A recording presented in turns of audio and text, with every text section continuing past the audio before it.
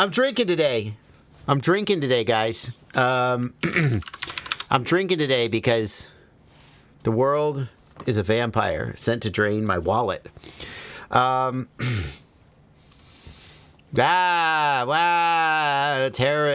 bad. Things are more expensive. How'd you like a Speedy B F722? Well, that's a great budget stack. Only $188 for a Speedy B F722 stack. $188. Oh, wow.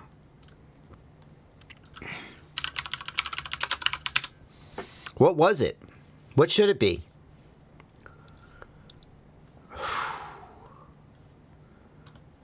Oh, that's more like it. Oh, give it time. Give it time. $116. This stack used to be $120-ish, depending on where you buy it. I think you can get it for like $90 straight from Speedy B, but in a U.S. store, $120. $188. And as ridiculous as that sounds, that is, I mean, I haven't done the actual math, but that is not disproportionate to the 145% tariff that's been placed on China. And I know, there's some exemptions. Are FPV parts subject to these exemptions or not? I don't know.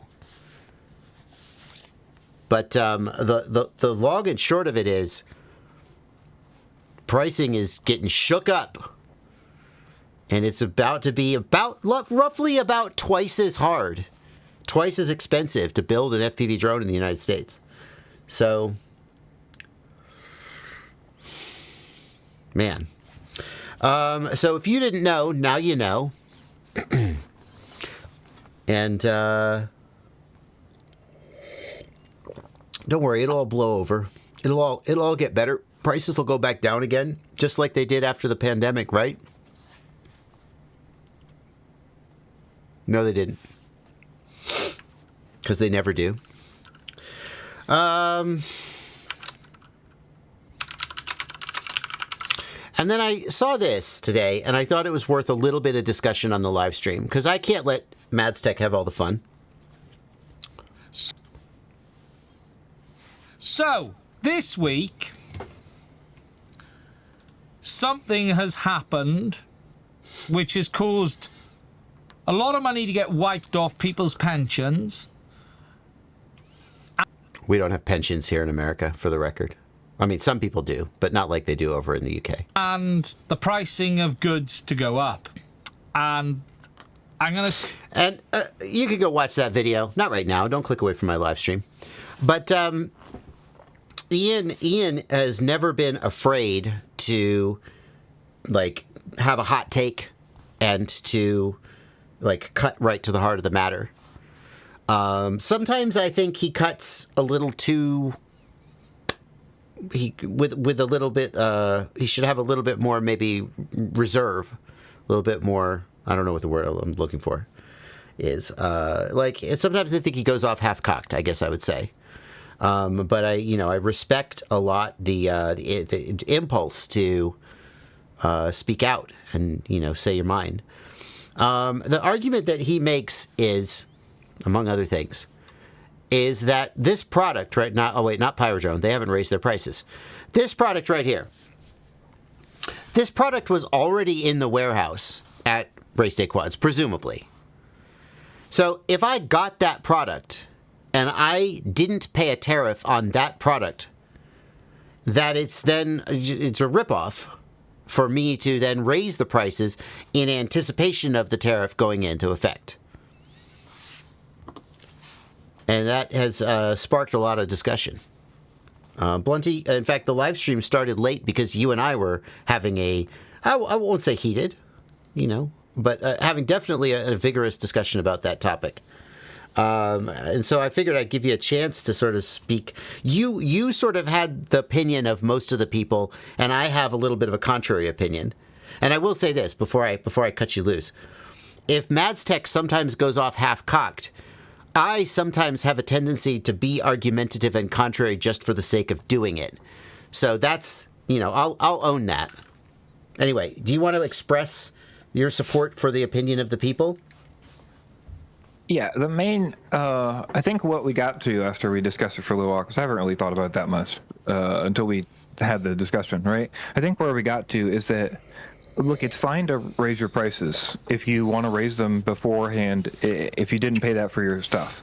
But you should expect some kind of backlash from people that know that you didn't pay that because you had the product beforehand.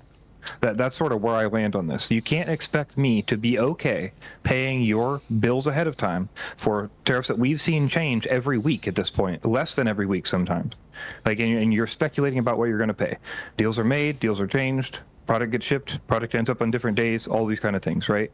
I know that you have product that you're bringing in the country and then you're selling it, unless you're lying to me about how the orders work, because I didn't hit pre-order. I hit order. Right. So You said in stock. That means you have it on the shelf. That means you already paid whatever tariff you might have paid. Yes. So to me, it's not my responsibility as a customer to front your whatever money you need to pay for the next tariffs. That's on you as a business to figure out. This is a once in a lifetime possibly situation that we're seeing, but again, it's not on me as a consumer to know that, right? It's on me as a consumer to know I'm paying a fair percentage versus what you paid for it, including the tariffs that you paid to get in the country.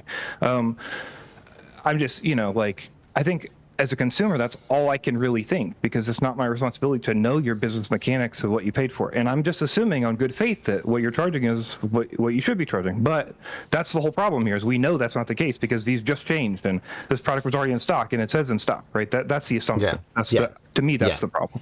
And I think your argument, and now we're having like a nice reasonable discussion after we were yelling at each other, not literally, but we were a little more argumentative. Now we're sort of being reasonable. That's okay. Sometimes I do wish that the argumentative part went out over the air because it would get more clicks, but that's probably a bad impulse. I think your argument is that as a customer, you feel entitled to make a judgment call about the margin that the retailer is getting. That if you feel like the retailer is charging an unfair margin, that you would resent that and you would shop somewhere else. Do you agree or disagree with that? Yeah, pretty much. I have some onus as a customer to understand the idea of when tariffs started and how much you likely paid and that sort of thing. And when suddenly the prices change overnight based on a number that was posted but hasn't been enforced yet or is just starting to be enforced, then I make an assumption as a consumer to go, that doesn't seem fair to me because I'm paying more than you pay. So what if, tariff is just one form of business expense? What if, the tax rate, the marginal tax rate or whatever, real estate taxes. What if my local government charged some new tax and it was a significant number, and I said I have to raise the prices of all my products by 5% to cover this, right? You'd be okay with that? 100%. Number one, I'll say you'd probably make a message posting about it because 5% across your whole thing versus every other store would be a big deal, right? That's hypothetical. But two is yes, I think specifically in your situation it's different because right now we're responding to something, in this case, we can see the number went up and we could see your number went up because of that. All the numbers went up because of that, right? I don't think it's because hey, the number went up, that's bad. I think it's the number went up and you didn't pay this and we have a clear situation. In a month, that won't be the case because we won't know where you got your product. We won't know when it came in. We won't know how much tariff you paid, right? But now I can tell you didn't, and that's what's upsetting, I think, to consumers. I could be wrong, but that's to me the problem. The contrarian in me, I get that. You don't want to feel like you're being gouged. If you know that I got a product for $10 and I'm charging you $20 for it, you go, well, that's a ripoff. And it almost doesn't matter. If everybody else on the street is selling the product for $30 and somehow I got it for $10 and I'm selling it to you for $20, a lot of people are going to be more annoyed at my 100% markup than they are at the fact that they're getting a $10 discount. Even though that's not necessarily rational. Everybody wants to feel like, nobody's getting an unfair profit. There's a part of me that says that I identify some with the business owners. I know that, my job as a reviewer is to identify with the customers. And I guess when I'm doing a product review, I try to, lean into that. But also I see the other side, and I have seen so many examples in the last couple months, and I'm not mean to speak for any of these stores. They'll speak for themselves if they want to, so I don't want people to read into this more than, they should. But I've seen so many examples where businesses operating in the FPV space have been absolutely screwed over trying to shield their customers from the effects of not just the existence of the tariffs, but the unpredictability of the current sort of market, where you just never know. Like one day there's a 30% tariff, and then like the next day it's a 80% tariff, and the next day it's 140% tariff, and the next day there's an exception, but only if your product starts with the letter Y and is color purple on it. And then the next day, and you're like, as a business, you're trying to set prices so that at the end of the month you can pay your bills, you can pay your salary, payroll, everything, order more product. And you're like, you just don't know. I don't know if I told this example on stream. I've definitely talked about it. I know an example of a company that resells FPV gear, and they got an order. It was a contracted order, and so they were told, hey, buy me this product, and then I'll pay you for the product. So they quote the contract, they get the contract, they order the product. 3 weeks later, the product hits the customs, and suddenly there's a tariff.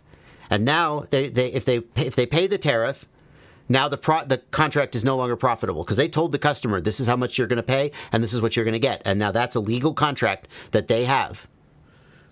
And so they can either lose money on the contract and make the customer happy, or they can not fulfill the contract. Potentially, there's some clause in the contract that says if you don't deliver the product, then, bad boy, you owe us whatever.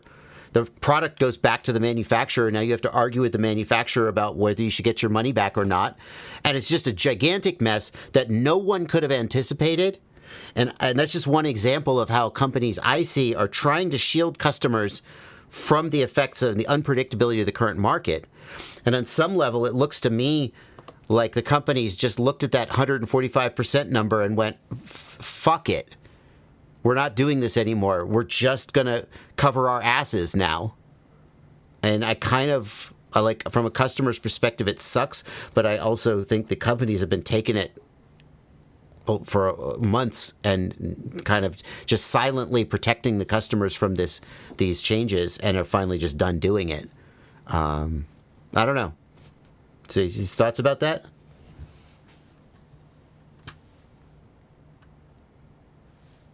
Yeah, I think that's fair. Sorry, I've been moderating chat, so I'm like... I bet you are. I bet you are. Thank you for that. People really want you to we say this every time. I'm not sure how many people really still think this, but Dronzen FPV says, can you guys please explain to everyone, when you order from China, the price is the same until it hits customs, then you have to pay the tariff. Yeah, in case somehow you don't know at this point. Correct. The tariffs are not paid anywhere else. Like when you order a product, it's the same price as normal. But when it gets imported into the U.S., you will get a bill or letter from customs. Correct. And that will be the extra tariff that you pay based on the date of import, not the date of purchase. Correct. Which means, and let me reiterate this before I then turn it back over to you to answer the question, it means that as a business owner, you cannot predict how much your product is going to be. You pay the manufacturer $500, and they ship the product, and then it gets on a boat, and it's on a boat for 2 weeks. 3 weeks, whatever. It finally gets to America, it gets to customs, and customs says, oh, yesterday they suddenly decided that there was a 500% tariff on your product. You owe me $2,500. And you can either pay that money to the U.S. government or you cannot, and they will send that product right back. And you don't get it. And as a business owner, it's hard to overstate how destabilizing and difficult it is if you can't, to some reasonable degree, predict your costs into the future. Go ahead, Blunty. What do you think of my argument? I know you disagree with a lot of it. I'm offering you the opportunity to take the devil's advocate if you want to. Hold on, real quick. So chat is very confused. Okay. de minimis is being removed. So a lot of people are talking about $800 minimum. Like if you order something $800 or less, then you do not pay a tariff on it. That was the case. However, de minimis has been removed. And as far as I can tell, so I've heard two different things, okay? One is I've heard that there is a maximum that you'll pay. So you'll either pay a maximum of, I believe now it is $100 or the tariff, which is So what said at 120 in the last. It was Yeah. 120 in the last document they released for the de minimis, but I think it'll go up to 145 like it is now. Anyway, you pay the less of those two. So it'd be 125% on your item or 100%, $100. And then in a month, it's like June 5th or something, it goes up to $200 or the tariff amount. However, I was told by someone else who I think sort of like has a good understanding of this, that it's up to the shipping company. It's up to your shipper. Like, so UPS has to choose and handle the way it works because it's done as an ad valorem tax. Mm-hmm. So that means that it is possible that you will pay the $100 instead of a cheaper tariff of 145%, depending on who the importer is and the shipper is, because it has to be handled like at the time of import, I believe. I'm pretty sure that UPS specifically also charges additional fees for the service of collecting the tariff. And I've heard of stories of people... and I've heard stories of people who, like, it's a $30 tariff, but UPS charges them $200 because this used to be a pretty exceptional thing. And UPS was like, man, if you want us to do this, fine, but we're going to charge you $200 for it. And now people are getting just absolutely dinged.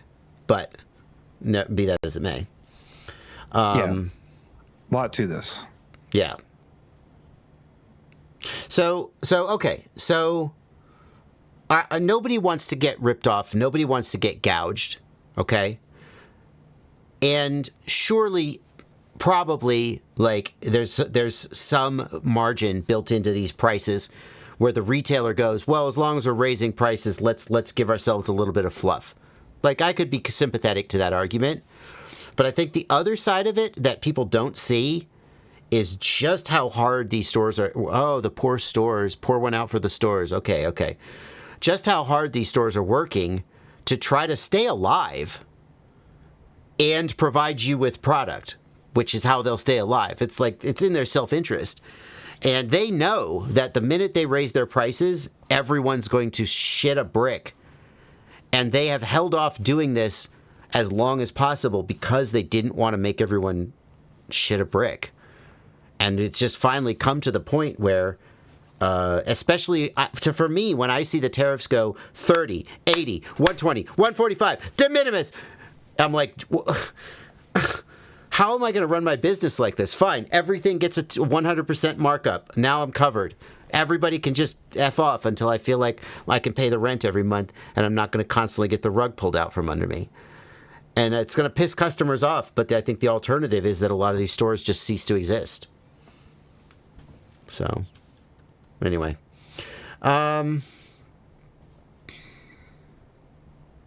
yeah. Oh, one more thing I see people in chat asking about. If you order through another country, let's say you order a Chinese product through Vietnam or something, you are still supposed to pay the tariff from China. How it works is when it's imported into the U.S., there's a country of origin that's dictated, and unless there's some kind of fundamental change to the product, like unless they're producing a new thing out of the product, and it's not just repackaging, they specifically say repackaging does not count. It is the country of origin that matters, and you will pay the 145% tariff or whatever China's tariff is on that product regardless of who ships it to you as an intermediate, just so you know. Yeah. Anyway, who knows how this will all shake out in the future? We certainly don't. It's a giant effing mess right now, and I think it's a sign of the times that some stores have gone, I can't do this anymore, and they've raised their prices. And, like, I don't know, from my perspective, like, if I'm going to raise my prices now or I'm going to raise them 2 weeks from now, like, I don't know. Anyway. All right. Well, let's wrap up on that discussion and move on to the questions. I did think it was worth having, though. And thank you to Madstech for, well, I'm sure many people are talking about this, but thank you to Madstech for sparking this for me. All right. Oh, by the way, one more thing. So I want to be really clear. This message was in the Knoxville FPV chat Facebook group. I'm going to show you this message, but I want you to be aware that I'm not like saying I'm sharing this information as inside information. I'm not vouching for this, but I saw this in the Facebook in the Knoxville FPV chat, and I thought it was interesting. This is from the FPV Marketplace chat. Somebody named Benjamin said, I spoke to 2 reps, one from Race Day Quads, one from Get FPV. By the way, that's the same company. Those are the same company. Their own Get FPV bought Race Day Quads a year ago. So that's the same company. It's not 2 companies. They both informed me that they have completely stopped accepting any shipments from China until further notice. Just want you all to know. So basically, Get FPV and Race Day Quads, which are the same company, have just said, screw it. We're just going to wait. Now, obviously, how long can they do that before they have no product to sell? I don't know. Is this even true? I don't know. But that's potentially how bad it's gotten.